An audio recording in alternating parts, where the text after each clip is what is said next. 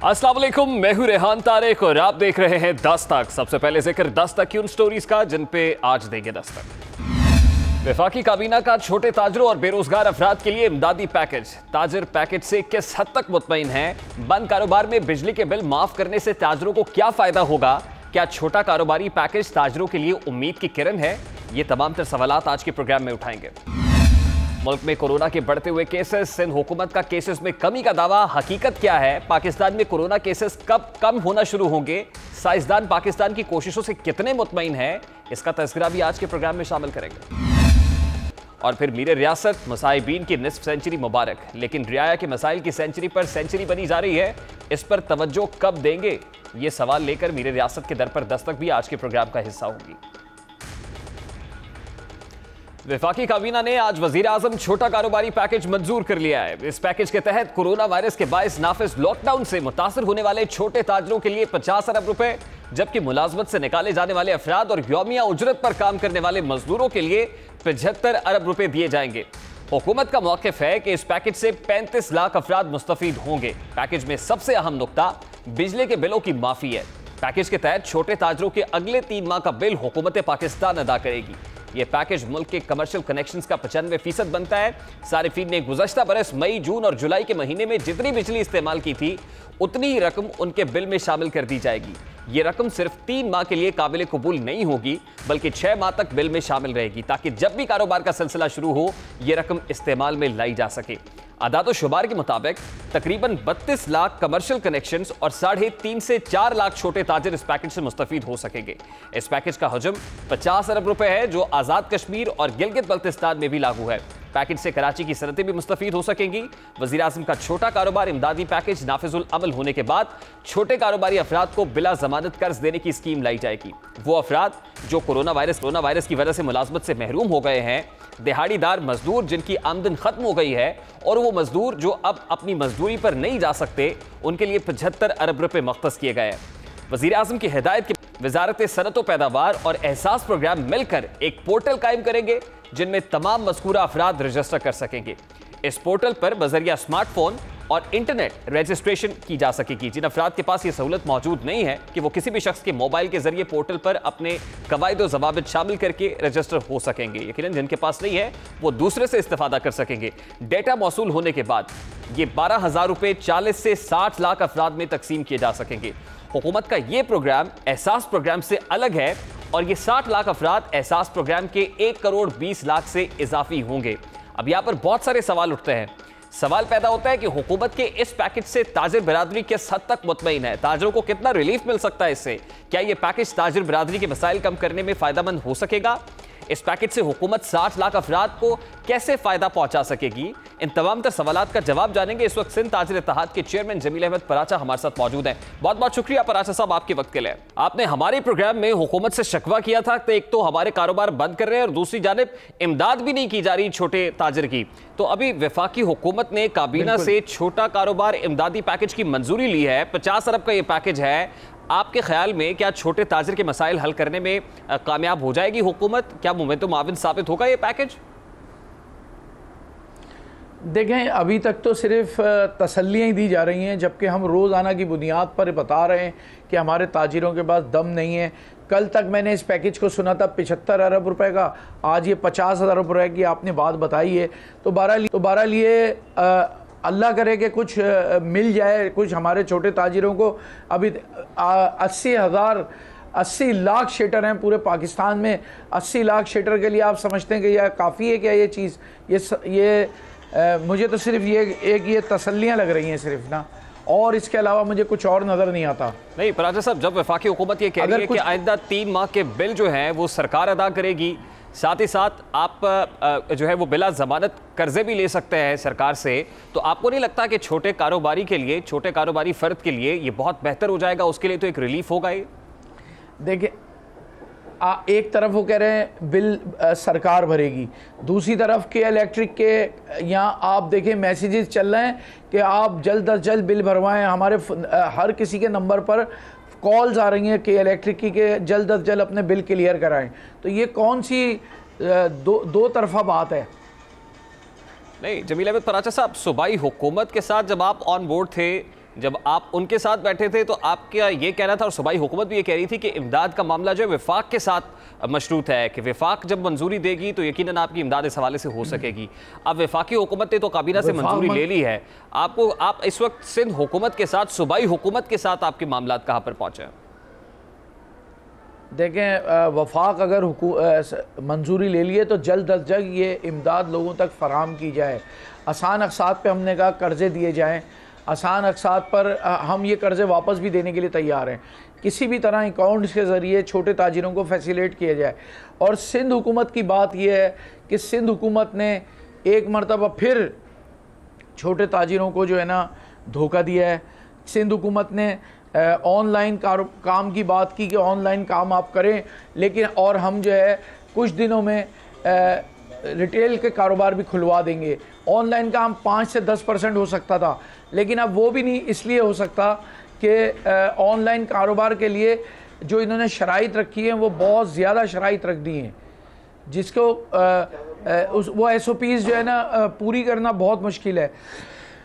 बकौल इनके कि हमने बहुत इजी शराइत रखी हैं, लेकिन पुलिस के पास जो शराइत मौजूद हैं वो 20 से 25 SOPs हैं जो वो कहते हैं जी ये आपको पूरी करेंगे। नहीं पराजा साहब, क्या मुश्किलात आ रही हैं आपकी ऑनलाइन कारोबार में? ऑनलाइन कारोबार तो बहुत आसान नहीं है कि आप बआसानी जो है दुकान खोले बगैर जो है वो अपनी सर्विस डिलीवरी दे सकते हैं ग्राहकों को और पैसे कमा सकते हैं। उसमें क्या रुकावटें आड़े आ रही हैं? उसमें रुकावट ये है, दुकान खोलना तो लाजमी है ना, कि दुकान के अंदर जब एक शख्स को बिठाने की बात है, वो दुकान खोलने के लिए हमें उसकी इजाज़तनामा चाहिए।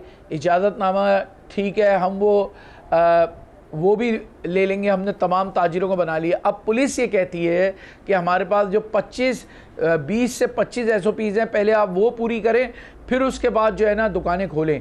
इसके लिए हम 2 दिन से भाग दौड़ कर रहे हैं कि जिन लोगों को फ़ायदा हो सकता है कम से कम वो तो फ़ायदा उठाएं, लेकिन अभी तक हम लोग इन सब चीज़ों में नाकाम हैं। 0/0 अभी तक रेशो आया हुआ है जो अभी मार्केटें खुलने का है। कोई मार्केटें नहीं खुल सकी हैं, कहीं कारोबार शुरू नहीं हो सका अभी तक। तो फराजा साहब, यकीनन आपने इन तहफ़्फ़ुज़ात से सूबाई हुकूमत को आगाह तो किया होगा, क्या कोई मिडल ऑफ द वे कोई ऐसा सोल्यूशन नहीं निकला है इस हवाले से? क्योंकि अब ईद तो यानी जैसे जैसे दिन गुजरते जाएंगे यकीनन लोगों ने भी ख़रीदारी करनी है, शॉपिंग करनी है, तो सूबाई हुकूमत का इस हवाले से क्या रिस्पॉन्स आ रहा है? सूबाई हुकूमत का रिस्पांस ये है, वो कहते जी हमने ये कर दिया, हमने वो कर दिया, सब चैनल्स पे मिल रहे हैं। मैं कल ख़ुद गया हूँ कमिश्नर कराची के पास, कमिश्नर साहब ने मुझे एक लेटर में लेके गया था, उन्होंने उसे ओके किया कि ठीक है आप इसे जो है ना हम जो है वो एडिशनल IG को भी फ़ोन कर देंगे, आप जो है वो आप कारोबार खुलवाएं। जब हम वहाँ जाते हैं तो ना कोई पुलिस की तरफ से कहते हैं हम इस पेपर को इसलिए नहीं मानते, ये आपके हाथ के लिखे हुए पेपर हैं, एडिशनल IG हमें ऑर्डर करेंगे तो फिर ये सब कुछ होगा। तो अब ये दोहरी पॉलिसी कहाँ हो रही है, क्यों हो रही है, हमारी तो कुछ समझ में नहीं आ रहा। छोटा ताजिर जहाँ परेशानी और मुश्किलात का शिकार था वो अब भी परेशानी और मुश्किलात का शिकार है। अब भी छोटे ताजिर के घर के चूल्हे बुझे हुए हैं और कल भी छोटे ताजिर के चूल्हे बुझे हुए थे। 1 महीना 11 दिन से हम लोग स्ट्रगल कर रहे हैं। अच्छा, और साहब आपके मौके पे बहुत ज्यादा सख्ती थी। यकम रमजानुल मुबारक को आप कह रहे थे आप दुकानें खोलेंगे, लेकिन उसके बाद यकीनन अब इमदादी पैकेज अनाउंस हुआ है सरकार की जानिब से, वफाकी हुकूमत ने अनाउंस किया, फिर सिंध हुकूमत ने ऑनलाइन कारोबार के हवाले से आपसे कहा, लेकिन आपकी मुश्किलात आप बता रहे हैं कि जू की तू हैं। अगर ये मुश्किलात यूं ही रहती हैं तो फिर आइंदा सिंध ताजिर इत्तेहाद की हिकमत अमली क्या होगी? क्योंकि इससे पहले तो मौके पे बहुत ज़्यादा सख्ती थी, अब क्या करेंगे आप? सख्ती थी तो उस सख्ती के लिए हमने ये बताया ना कि उसके लिए इन्होंने हमें कहा ऑनलाइन कारोबार हम 3 रमज़ान से शुरू कर रहे हैं और 2-4 दिन बाद हम जो है ना वो आपके रिटेल के लिए भी कोई नरमी का पैकेज निकाल देते हैं। तो हमने बोला ठीक है, जब हमें कोई हुकूमत से लड़ना थोड़ी है, वो भी कोरोना वायरस के लिए हमसे कह रहे हैं, कोरोना से लड़ रही है सिंध हुकूमत, हमने वेलकम करा। लेकिन देखें हमेशा यू टर्न लेना ये अच्छी बात नहीं है। ये ताजिर जो है इस वक्त बहुत ज़्यादा परेशान है। ताजिरों की अब ये हो गया है कि दिलों से हाय निकल रही है, लोग रो रहे हैं, यहाँ तक हो गया कि लोग हमसे आके लड़ रहे हैं कि आप कारोबार खुलवाएं या कुछ भी करें। ये पोजीशन आ चुकी है। मैं कहता हूँ कि मैंने पहले भी अर्ज़ किए, पहले भी मैं कह चुका हूँ कई चैनल्स पे कि इस वक्त खुदारा चीफ ऑफ आर्मी स्टाफ इसमें अपना कदम बढ़ाएं, चीफ ऑफ आर्मी स्टाफ इसमें देखें कि कहाँ रुकावटें आ रही हैं, क्यों ये सिंध के कारोबार को खोलने नहीं दिया जा रहा, क्यों कराची को एकदम कारोबार से रोक दिया गया है। ये सब चीज़ें chief of army staff check कर सकते हैं। बाजवा साहब फौरी तौर पे, जनरल बाजवा साहब फौरी तौर पे हमारा साथ दें और इसमें फौरी तौर पे अमल दरामद करवाएं। ठीक है, बहुत बहुत शुक्रिया पराचा साहब आपके वक्त के लिए। सिंध ताजर इत्तेहाद के चेयरमैन जमील अहमद पराचा हमारे साथ मौजूद थे। सिंध ताजरों के मसाइल जू के तू हैं और वो कह रहे हैं कि ऑनलाइन कारोबार के हवाले से जो सूबाई हुकूमत ने यकीन दहानी कराई थी कि 3 रमजान मुबारक से ऑनलाइन कारोबार का आगाज कर सकेंगे, वो भी नहीं हो सका है। तो इस वक्त खैबर पख्तूनख्वा ताजर इत्तेहाद के सदर मुजीबुर रहमान हमारे साथ मौजूद हैं, उनसे बात करते हैं। बहुत बहुत शुक्रिया मुजीबुर रहमान साहब आपके वक्त के लिए। आज वफाकी काबीना से एक पैकेज की मंजूरी हुई है और छोटा कारोबार इमदादी पैकेज है, 50 अरब का वॉल्यूम रखा गया है। क्या आप इस इमदादी पैकेज से मुतमईन हैं? नहीं जी, हम इस मुतमईन इसलिए नहीं है कि इन लोगों ने जो पैसे लगाए ये तो आटे में नमक के बराबर है। इसको ये किस किस ताजिरों को दिया जाएगा? देखिए, हमने उससे जो कहा था कि हमें फौरी तौर पर हमारे लिए एक पैकेज का, एक ग्रांट का ऐलान करे। उसके बाद देखिए, यहाँ पे समेटा के पास अरबों रुपए पड़े हैं, वो हमें दे दे, बिलासूद कर दे, हमें दे दे। ये तो इन लोगों ने ऐसे किया जिस तरह आटे में नमक है। हम इसमें किसी सूरत पे राजी नहीं है। ये हुकूमत सिर्फ चाल चलाना, लोगों को खामोश करना है।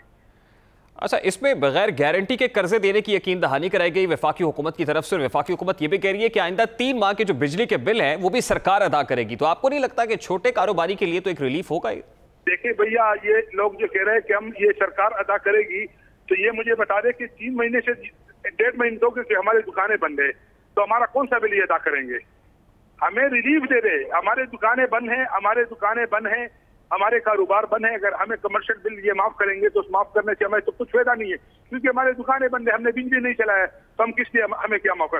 हाँ, ये करें कि पाकिस्तान में हमारे घरों के बिल और मजदूरों जो उसके हमारे इनके बिल, घरों के बिल, हमारे बिजली गैस के बिल माफ करें। ये करे कि कमर्शियल तो कमर्शियल से। अच्छा मुजीबुर रहमान साहब, सिंध हुकूमत की तरफ से तो ताजरों से कहा गया कि आप ऑनलाइन कारोबार का आगाज कर सकते हैं, तो इस हवाले से खैबर पख्तूनख्वा हुकूमत की क्या हिकमत अमली है और उनके साथ आपके क्या मामला तय पाए? देखिए, हमारी बात यह है कि कारोबार, कराची तो एक बहुत बड़ा शहर है, ठीक है, वो तो पाकिस्तान की रीढ़ की हड्डी है। हमारा खैबर पख्तूनख्वा तो इस वक्त छोटा वो सूबा है और इसमें पासमानदा लोग रहते हैं। हमारा यही मुतालबा है कि हमें कारोबार करने दे और पूरे कारोबार को खोल दे, लेकिन मरहलावार तरीके से आप टाइम दे दे। देखिए, जिस तरह 70% हमारा कारोबार खुला हुआ है, 30% वो कारोबार जिससे हमारी कपड़े का, शूज, जूलर वगैरह जो है, बारगेन, फर्नीचर, ये कुछ कारोबार बने। हमने होटल एसोसिएशन, होटल वगैरह, तो हम इसको कह रहे हैं कि भाई इनको खोल ले। बाकी अगर कराची में ऑनलाइन सिस्टम हुआ है तो ऑनलाइन उस वक्त देखे, कारोबार ऑनलाइन उस वक्त चलेगा जब परचून खुले होगा। मैं अगर जाऊंगा होलसेल का माल लूंगा ऑनलाइन पे, तो मैं कहाँ भेजूंगा? तो ये हुकूमत का सिर्फ और सिर्फ पराचा साहब को, अतीक मीर साहब को लॉलीपॉप देना था, लॉलीपॉप दे दिया है, क्योंकि उन लोगों ने ये कहा था कि हम दुकानें खोलेंगे, सिर्फ उसको चुप कराने के लिए ये हुआ है। हम इसी में किसी सूरत में इसको मुस्तरद करते, हम कहते हैं क्या पूरे सूबे में लोगों को कारोबार करने दे। आज भी हमारे वजीर आला से मीटिंग हुआ, वजीर आला भी था, उसमें चीफ सेक्रेटरी वगैरह भी थे, सारे बैठे थे। हमने उनसे यही मुतालबा किया है कि भाई हमें कारोबार 2-4 घंटे के लिए, लेकिन फुल कारोबार, ये नहीं है कि एक खोल दो एक बंद करे, नहीं। जितने कारोबार है सूबे में कारोबार है, हमें खोलने की इजाजत दे कि हम कारोबार कर सके। देखिए, इसमें एक बात ये है, कारोबार हो या ना हो, लेकिन हमारे गर्मी का कपड़ा जो है, लॉन, कॉटन वगैरह, गारमेंट्स वगैरह, तो वो हमारे पास रह जाएंगे। हमें करोड़ों रुपए उनसे नुकसान होगा, अरबों रुपए हमें नुकसान होगा, क्योंकि आने वाले साल में वो नहीं बिकेगा। तो हुकूमत से हमारा यही मुतालबा है कि खुदारा हमारे पास जो गर्मियों के सीजन के माल पड़े हैं, गारमेंट्स, ज्वेलरी, कपड़े। अच्छा, आप कह रहे हैं कि आपकी मुलाकात हुई है आज वजीर आला खैबर पख्तूनख्वा से और चीफ सेक्रेटरी खैबर पख्तूनख्वा भी मौजूद थे, तो उनका रद्द-ए-अमल क्या है आपके इस मुतालबे पर? उन लोगों ने देखे, हमें मालूम हो रहा है ऐसा कि सिर्फ इनके पास भी इख्तियार नहीं है, कि वो उन लोगों ने कहा कि हम कैबिनेट से ये मशवरा करके और फिर आगे भेजेंगे खान साहब को। अल्लाह करे कि खान साहब के जहन में ये पड़े कि पाकिस्तान, देखिए उसने तो पहले दिन से कहा था कि मैं लॉकडाउन के मुखालिफत कर रहा हूँ, लेकिन लॉकडाउन उसी के इख्तियार से रोजाना रोज बरोज बढ़ता जा रहा है। तो हम लॉकडाउन की मुखालिफत कर रहे हैं, इसमें कोई शक नहीं कि कोरोना बहुत ज्यादा है, लेकिन कोरोना की वजह से इतने लोग नहीं मरेंगे जितने बेरोजगारी से मरेंगे। ठीक है, बहुत बहुत शुक्रिया मुजीबुर रहमान साहब आपका। सिंध और खैबर पख्तूनख्वा के ताजरों को किन मसाइल का सामना है वो तो सुना, पंजाब के ताजरों को किन मसाइल का सामना है इस पर बात करेंगे। पंजाब से इस वक्त नईम मीर हमारे साथ मौजूद हैं, आप ऑल पाकिस्तान अंजुमन ताजरान के मरकजी सेक्रेटरी जनरल हैं। बहुत बहुत शुक्रिया नईम मीर साहब आपके वक्त के लिए। पंजाब तो स्मार्ट लॉकडाउन की पॉलिसी पर गामजन है, इस स्मार्ट लॉकडाउन से क्या ताजर मुतमईन है? देखें जी, अब हमें ये स्मार्ट लॉकडाउन, जुज़वी लॉकडाउन या मुकम्मल लॉकडाउन, अब हमें इससे आगे चलना है और मेरा ख्याल है बात इससे आगे चल रही है और बड़ी आहिस्ता आहिस्ता चल रही है, लेकिन चल रही है। और हमें देखना है कि अब हमने कोरोना के साथ आने वाले वक्त में अपनी ज़िंदगियों को कैसे गुजारना है और फिर हमने कैसे मनसूबाबंदी करनी है कि कारोबार ज़िंदगी बहाल रहे और मईशत आगे चलती रहे। तो मेरा ख्याल है कि अब मुकालमा इस बात पे होना चाहिए और तिब के माहिरीन को बैठना चाहिए, हुकूमत को बैठना चाहिए यानी इंतज़ामिया को, और ताजर नुमाइंदों को बैठना चाहिए और बैठकर अब एक मुश्तरका प्लान वज़ा करना चाहिए कि अब आगे कैसे चलना है। बिकॉज़ लॉकडाउन तो अब कहीं भी नहीं है और जहाँ लॉकडाउन है वहाँ पर जो है वो शटर के नीचे बिज़नेस हो रहा है। पहले शटर उठा के होता था, अब शटर नीचे करके हो रहा है, तो बिजनेस तो अभी जो है वो चल रहा है। बिल्कुल सही, यानी जो मसाइल सिंध के ताजरों के हैं या खैबर पख्तूनख्वा के ताजरों के हैं वो पंजाब के ताजरों के नहीं है, यानी आप ये कह रहे हैं कि पंजाब के ताजर का कारोबार तो चल रहा है? नहीं, सारे सभी तरह इसी तरह से चल रहा है काम। ये कोई पंजाब या खैबर पख्तूनख्वा या सिंध का मसला नहीं है। जो बड़े शहर हैं, ख़ास तौर पे जो आपके कैपिटल सिटीज़ हैं, वहाँ पर सख्ती बहुत ज़्यादा है और वहाँ पर ख़ुसूसन जो होलसेल की मार्केट्स हैं वहाँ पर सख्ती बहुत ज़्यादा है। लेकिन जो गिरदोनवा के जो कस्बात हैं, इलाके हैं, या ख़ुसूसन जो बड़े शहरों के गिरदोनवा की जो रिटेल मार्केट्स हैं, छोटी मार्केट्स हैं, वहाँ पर बिजनेस जो है वो अपना नॉर्मल उसकी प्रैक्टिस हो रही है। बिल्कुल ठीक, यानी आधा तीतर आधा बटेरी है ना नईम मीर साहब। तो आप ये कह रहे हैं कि अब आगे चलकर सोचना होगा। बिल्कुल ठीक है, विजनरी बात है। इस पैंडेमिक के बाद, कोरोना के बाद, ना तो आपकी सियासत वैसी रहेगी जैसी है, यकीनन दरसो तदरीस के तरीक़ाकार भी मुख्तलिफ हो रहे हैं, इसी तरह आपके कारोबार के तरीक़ाकार भी मुख्तलिफ होंगे। और आप ठीक कह रहे हैं कि इस हवाले से शोबा तैब के लोगों को भी बैठना पड़ेगा, स्टेक होल्डर्स को ऑन बोर्ड लेना पड़ेगा और उसके बाद तय करना पड़ेगा कि मोडालिटीज़ क्या होंगी कारोबार की। तो आपको क्या लग रहा है, जैसे सिंध हुकूमत की तरफ से कहा गया ताजरों को कि आप ऑनलाइन कारोबार की तरफ जाएं, तो क्या पंजाब के ताजरों को भी अब ये सोच लेना चाहिए कि मुस्तकबिल ऑनलाइन कारोबार का ही है? नहीं, ऑनलाइन कारोबार जो है ये बड़ी मजाका खेज़ बात है कि अभी इस वक्त करना बड़ी प्रीमेच्योर बात है। ख़ास तौर पे देखिए, अगर आपने ऑनलाइन बिज़नेस करना है तो हुकूमत का आवाम के साथ भी बहुत ज़्यादा बिज़नेस होता है।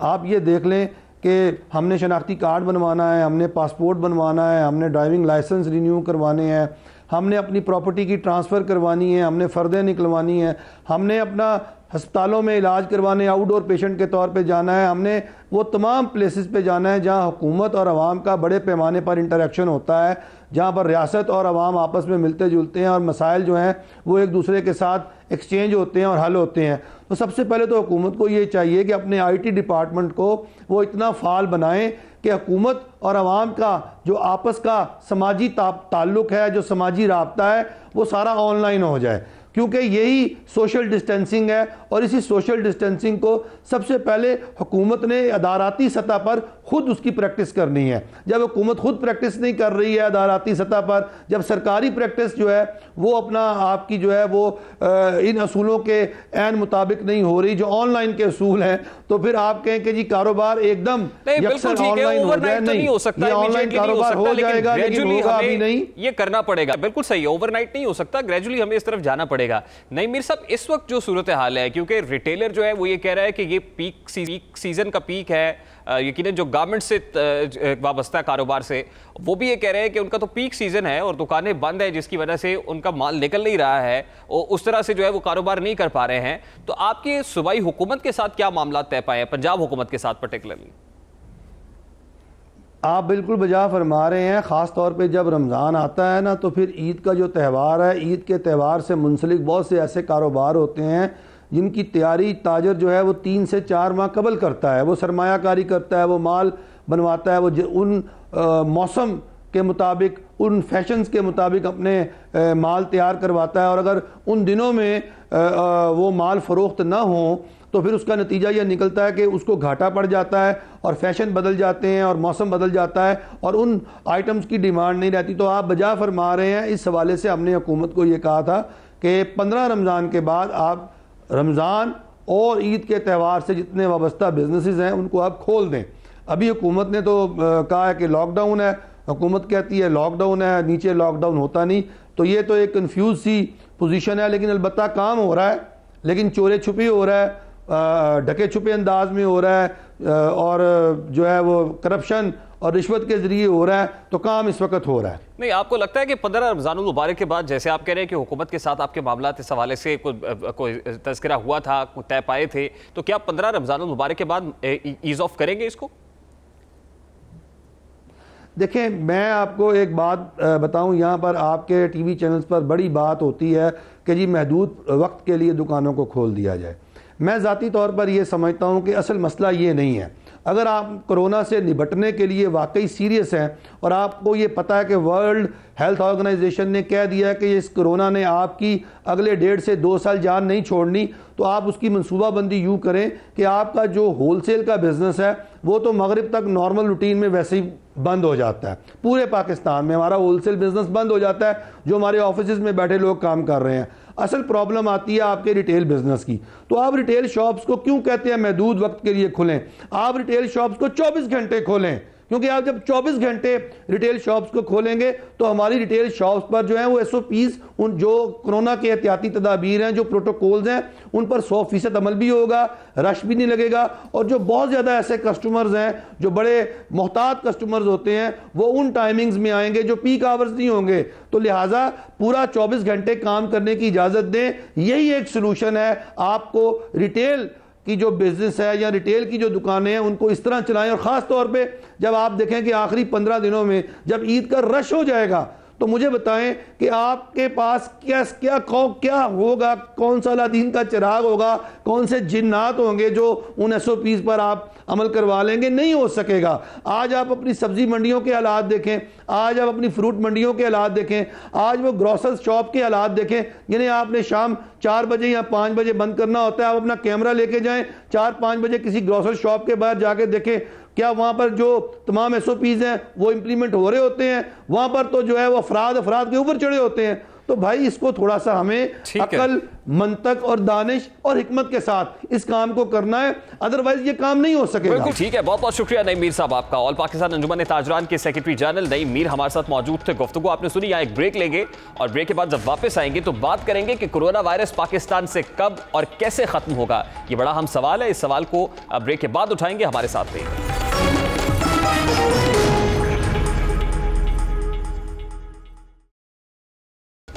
Welcome back. इस वक्त दुनिया भर में कोरोना केसेस की तादाद में तेजी से इजाफा हो रहा है, लेकिन दूसरी जानिब कई ममालिक इस वबाई सूरत हाल पर काबू पा रहे हैं। वस्त मार्च तक चीन कोरोना केसेस की तादाद में दुनिया में सबसे आगे दिखाई दे रहा था। फिर इटली, ईरान और स्पेन में वबा ने तबाही मचा दी। लेकिन वक्त गुजरने के साथ साथ इन ममालिक में कोरोना केसेस की तादाद कम होने लगी। अमेरिका में कोरोना तेजी से फैला। इस वबा ने मुख्तलिफ रियासतों को अपनी लपेट में लिया। अमेरिका के साथ स्पेन में भी इस वबा ने अपने पंजे गाड़ना शुरू किए। चीन बदस्तूर कोरोना केसेस की तादाद में नीचे जाना शुरू हुआ। यही नहीं बल्कि ईरान और कोरिया में भी केसेस की तादाद कम होना शुरू हो गई। अब यूं कह ले कि कई ममालिक इस वबा को अपनी पॉलिसीज, अपनी हिकमत अमली और दानिशमंदी से काबू में करने के काबिल हुए हैं। कोरोना केसेस के दुनिया भर में फैलाव का अंदाजा आप अपनी टेलीविजन स्क्रीन पर चलने वाले ग्राफिक्स से लगा सकते हैं कि कितनी तेजी से कोरोना केसेस में इजाफा हुआ। दूसरी जानिब पाकिस्तान का अगर तज़किरा किया जाए तो यहां कोरोना केसेस की तादाद मुसलसल बढ़ रही है। मुल्क में कोरोना वायरस तेजी से फैल रहा है और आज भी मजीद केसेस के बाद मुतासरीन की तादाद 14,680 जबकि अमवात 322 हो गई हैं। गुज़श्ता 24 घंटों में अमवात की सबसे ज्यादा तादाद 29 हो गई है। यकीनन ये एक अलार्मिंग सूरत हाल है, खतरे की घंटी बजा रही है। इस हवाले से आज वज़ीर आज़म खुसूसी डॉक्टर जफर मिर्जा ने भी तफसीलात से आगाह किया। वो क्या कह रहे थे उसकी एक झलक आपको दिखाते हैं। 3000 से जायद अब लोग मुकम्मल तौर पर पाकिस्तान में रिकवर भी कर चुके हैं और इसमें साथ साथ ये भी बताता चलूँ जी कि पिछले 24 घंटे में तकरीबन 20 डेथ्स की रिपोर्ट हुई हमें, ये अब तक के नंबर्स में हाईएस्ट नंबर है, लेकिन इसको एक ब्रॉडर तनाजुर में भी देखने की ज़रूरत है, क्योंकि पिछले 2 हफ्तों में हमारा जो तकरीबन औसत जो डेथ्स हो रही हैं पाकिस्तान में वो तकरीबन स्टेबल हैं, और वो तकरीबन 16-17 के करीब जो डेथ्स हैं वो डेली रिपोर्ट हो रही है। तो उसमें कोई बड़ा इजाफा अल्लाह का शुक्र है कि नहीं हुआ। मुल्क में इस आलमी वबा को 2 माह का अरसा मुकम्मल हो चुका है, ताहम इस दौरान 1 माह केसेस की तादाद कम, जबकि दूसरे माह काफी ज्यादा देखने में आई है। 26 फरवरी को पाकिस्तान में कोरोना वायरस का पहला केस रिपोर्ट हुआ। कराची में पहला केस आया, जबकि 18 मार्च को मुल्क में वायरस से पहली मौत वाक़या हुई। इस मौत की तस्दीक खैबर पख्तूनख्वा से हुई थी। अगर वायरस के केसेस के फैलाव पर नजर डालें तो 25 मार्च तक मुल्क में 1000 केसेस थे, ताहम इसके बाद से अब तक तकरीबन 13,000 नए केसेस रिपोर्ट हो चुके हैं। इसी तरह मार्च के आखिर तक पाकिस्तान में अमवात की तादाद 26 थी, जो अप्रैल में अभी तक 322 से जायद सामने आ चुकी हैं। 322 मजमूई तौर पर अमवात हो चुकी हैं। आज वजीर आला सिंध मुराद अली शाह ने दावा किया है कि सिंध में कोरोना केसेस की तादाद कम हो रही है। मुराद मुताबिक सिंध में कोरोना इन्फेक्शन रेट 11 और 12 से कम होकर 8.15% हुआ है, जो अच्छी बात है। मुराद अली शाह इस बारे में क्या कहते हैं, उसकी एक झलक आपको दिखाते हैं। कल तक हमने 43,949 टेस्ट किए थे। पिछले 24 घंटों में हमने 4,112 टेस्ट किए।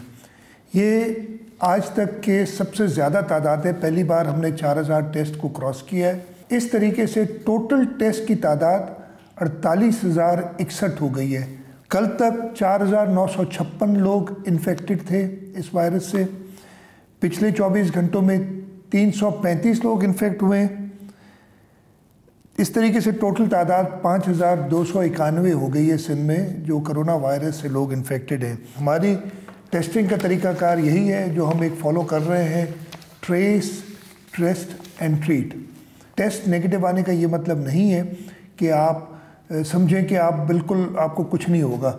ये वायरस बहुत जल्दी ट्रांसमिट होता है और कभी कभी ये टेस्ट थोड़ी देर बाद वाज़ेह होता है। एक जानिब वज़ीर आला सिंध मुराद अली शाह केसेस की शरह कम होने का दावा कर रहे हैं, तो दूसरी जानिब आज कराची ही में सबसे ज्यादा 258 केसेस रिपोर्ट हुए हैं। मुल्क में कोरोना केसेस कैसे बढ़े, हुकूमत इन्हें कंट्रोल करने में नाकाम क्यों है, इस बारे में बात करेंगे। इस वक्त सेक्रेटरी जनरल पीएम में डॉक्टर कैसर सजाद हमारे साथ मौजूद हैं। बहुत बहुत शुक्रिया डॉक्टर साहब आपके वक्त के लिए। आज वज़ीर आला सिंध सैयद मुराद अली शाह साहब ने बताया है कि इन्फेक्शन रेट हमारे यहाँ 11-12 से कम होकर तकरीबन 8% पे आ गया है। इन्फेक्शन रेट 8% पे आने का मतलब क्या है, सबसे पहले तो ये बताइएगा, और फिर ये कितनी हौसला अफजा बात है डॉक्टर साहब? देखिए, अगर ये बात है कि इन्फेक्शन रेट कम हो रहा है तो यकीनन इसमें एक अच्छी खुशआइन बात है। इसका मतलब ये है कि जो कोरोना का इन्फेक्शन है जो तेजी से बढ़ रहा था, उनके पास जो है ये फिगर कम होनी शुरू हो गई है। लेकिन मैं समझता हूँ कि इस वक्त जो सूरत हाल हमें नजर आ रही है कि आज भी 20 लोग इंतकाल कर गए हैं और कोई 500 के करीब, 500 से ज्यादा लोग जो है इसमें बीमारी में सफर कर रहे हैं। तो ये तो तेजी से इसमें इजाफा हो रहा है। मेरा ख्याल है मुराद अली शाह साहब का जो अपना असेसमेंट है, जो उनको अपनी रिपोर्ट है, वो हो सकता है कि सही हो, लेकिन जो हमारे यहाँ जो परेशानी है वो ये है कि डॉक्टर्स बहुत सारे जो है कराची के वो इन्फेक्टेड हो रहे हैं, और उनके साथ साथ जो उनके दोस्त हैं वो भी इन्फेक्टेड होके या सस्पेक्टेड होके क्वारंटाइन में जा रहे हैं, और जो डॉक्टर्स पॉजिटिव होके वो आइसोलेशन में जा रहे हैं। तो एक अच्छी खासी तादाद डॉक्टर्स की हॉस्पिटल से गायब होना शुरू हो गई है। तो ये नतीजा ये होगा कि मरीज जब हॉस्पिटल जाएंगे तो उनको प्रॉपर डॉक्टर जो है वो अवेलेबल नहीं होगा। बिल्कुल ठीक है। अब डॉक्टर साहब, एक तरफ ये कहा जा रहा है कि इन्फेक्शन रेट कम हो रहा है, दूसरी तरफ जैसे आप बता रहे हैं कि बहुत सारे डॉक्टर्स इन्फेक्ट हो रहे हैं, केसेस की तादाद भी रोज बरोज बढ़ती चली जा रही है, मोर्टेलिटीज भी देख रहे हैं हम। तो क्या इन्फेक्शन रेट जो कम हो रहा है, जो 8% बताया जा रहा है, क्या इसका इम्पैक्ट कुछ देर बाद सामने आएगा? अब ये पता नहीं किस तरीके से, या तो पिछले रेट को देखते हुए मुराद अली शाह साहब ने कहा होगा, लेकिन ये है कि जो इस वक्त सूरत हाल हम देख रहे हैं, जो ये तो बिल्कुल क्लोज हमारे डॉक्टर्स की, और जो रिपोर्ट हम टेलीविजन पे और जो रिपोर्ट हमें मिल रही है कि ये जो रिपोर्टिंग हो रही है, इससे कहीं ज्यादा लोग इन्फेक्टेड हो रहे हैं और जो कि बता नहीं रहे हैं। लेकिन ये कि मैं समझता हूँ कि इसमें इजाफा हो रहा है, मोर्टेलिटी में भी इजाफा हो रहा है और केसेस में भी इजाफा जरूर हो रहा है, और एक्सपेक्ट हम ये करते हैं कि आइंदा कुछ 1-2 हफ्ते में इसमें इजाफा होने के चांसेस है। अच्छा डॉक्टर साहब, अब दुनिया भर के अंदर देख रहे हैं, जैसे चाइना की बात हो रही है, ये दीगर यूरोपियन कंट्रीज है, वहां पर अब केसेस कम दिखाई दे रहे हैं, तो हमारे यहाँ आपको क्या प्रोडिक्शन दिखाई दे रही है कि कब तक केसेस कम होना शुरू हो जाएंगे? अभी तो एक बढ़ रही है तादाद और को पीक भी आना बाकी है, कई लोग कह रहे हैं कि मई के वस्त में या मई के अवाखिर में पीक देखी जाएगी।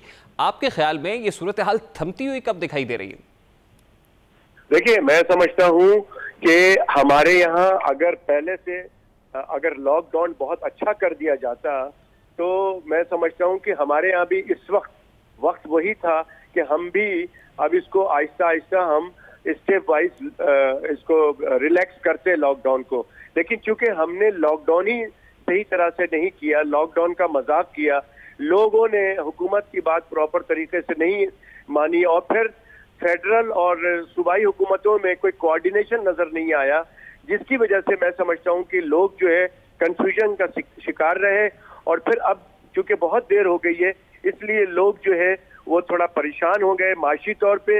लिहाजा लोग ये चाहते हैं कि जी हमारी दुकानें खुलें, हमारा कारोबार हो, और हम जो बैठे हुए घर पे जो लोग हैं जो बोर हो रहे हैं और जो परेशान हो रहे हैं वो ये चाहते हैं कि रमजान का महीना है और बाहर निकलें और कुछ शॉपिंग करें, और कुछ जो कारोबार वाले लोग हैं वो चाहते हैं कि इस महीने में कुछ कमाई भी हो जाए। ठीक है, बहुत बहुत शुक्रिया डॉक्टर साहब आपका। डॉक्टर कैसर सजाद हमारे साथ मौजूद थे। गुफ्तगू आपने सुनी। पाकिस्तान में जहां कोरोना वायरस के फैलाव पर तशवीश का इजहार किया जा रहा है, वहीं सिंगापुर के मुहक्किकीन ने पाकिस्तानियों को खुशखबरी भी सुना दी है।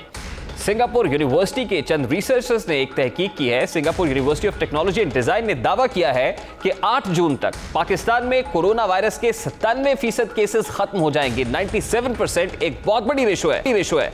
सिंगापुर की यूनिवर्सिटी ने आदाद शुमार की बुनियाद पर तखमीना लगाया है कि पाकिस्तान में कोरोना वायरस के केसेस अपनी चोटी पर पहुंचकर घटना शुरू हो जाएंगे और 8 जून तक 97% केसेस खत्म हो जाएंगे। यकीनन ये खुशगवार खबर है। ये खुशखबरी अहले पाकिस्तान के लिए उम्मीद का पैगाम भी है।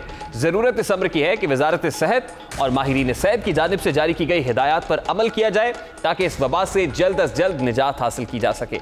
या एक ब्रेक लेंगे और ब्रेक के बाद जब वापस आएंगे तो मीरे रियासत के मसाइल सेंचुरी पर बात करेंगे। हमारे साथ रहिएगा।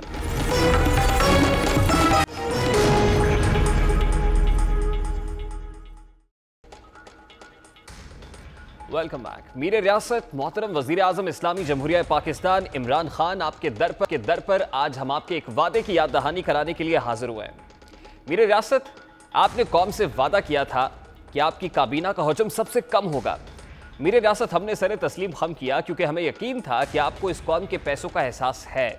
आप इक़्तिदार को अमानत समझकर इस्तेमाल करेंगे। आप कौम के पैसों की हिफाजत के लिए हर वो कदम उठाएंगे जो ज़रूरी होगा। काबीना का हजम कम रखने का फैसला भी खजाने की बचत के लिए था, एक ऑस्टेरिटी मेजर दिखाई दिया। लेकिन मीरे रियासत, काबीना के अरकान की तादाद खजाने पर बोझ होती है, ये आपके इरशादात हैं और हमने इन वादों को अपने कुलूब व अज़हान पर कंधा करा लिया था। लेकिन मीरे रियासत, आपकी काबीना का हजम मुसलसल बढ़ता रहा। हर दौर में आने वाले काबीना अरकान में कमी की बजाय इजाफा होता गया। मीरे रियासत, आज आपके मुसाहिबीन की निस्फ सेंचुरी मुकम्मल हो गई है। 50 मुसाहिबीन सामने आ गए हैं आपकी कैबिनेट के अंदर। मीरे रियासत, पूरे 50 अफराद उमूर रियासत चलाने में आपकी मुआवनत कर रहा है। मीरे रियासत के 50 अफराद नहीं बल्कि माशी मसाइल का शिकार इस रियासत की आवाम के लिए नाकाबिल बर्दाश्त बोझ है। ये बोझ उठाकर रियासत की आवाम की कमर मुसलसल झुकी चली जा रही है। मीरे रियासत, आपकी काबीना में वफाकी वज़रा की तादाद 27 है, वज़राए ममलकत की तादाद 4 है और मुशीरों की तादाद 5 हो गई है। जबकि मीरे रियासत, आपके खुसूसी मावनीन की तादाद 14 है। मीरे रियासत, कौम हैरान है कि आपकी काबीना में गैर मुंतखब अफराद की तादाद 18 हो चुकी है। मीरे रियासत, आपके 14 खुसूसी मावनीन में से 2 मावनीन सानिया नश्तर और शहजाद अरबाब का दर्जा तो वफाकी वजीर के बराबर है। इन मावनीन और वज़रा के फौज जफर मौज होने के बावजूद भी मीरे रियासत, तिजारत, सेहत, माहौलियाती तब्दीली, खजाना, पार्लिमानी अमूर और समंदर पार पाकिस्तानियों की वजारतों के कलमदान आपके पास मौजूद हैं। मीरे रियासत, कौम सवाल पूछती है कि मुंतखब मेंबरान पर गैर मुंतखब अफराद को तरजीह क्यों दी गई। मीरे रियासत, कौम शिकवा कुना है, कौम इस्तफसार कर रही है कि माजी की हुकूमतों की रविश आपने तर्क क्यों नहीं की। आप भी माजी की हुकूमतों की रविश पर क्यों गामजन है। मीरे रियासत, कौम का दिल दुखी है। मुल्क की खजाने का बोझ कौम की बर्दाश्त से बाहर होता जा रहा है। मेरी रियासत एक बार बोझ तले दबी इस रियाया की बात भी सुन लें, अपने वादों पर नजरें सानी कर लें, क्योंकि रियाया बार बार ये कह रही है कि तू इधर उधर की ना बात कर, ये बता के काफिला क्यों लुटा। मुझे राहजनों से गिला नहीं, तेरी राहबरी का सवाल है। ये तो था आज का दस्तक। आपसे मुलाकात होगी कल। अपना रखिएगा ख्याल। अल्लाह।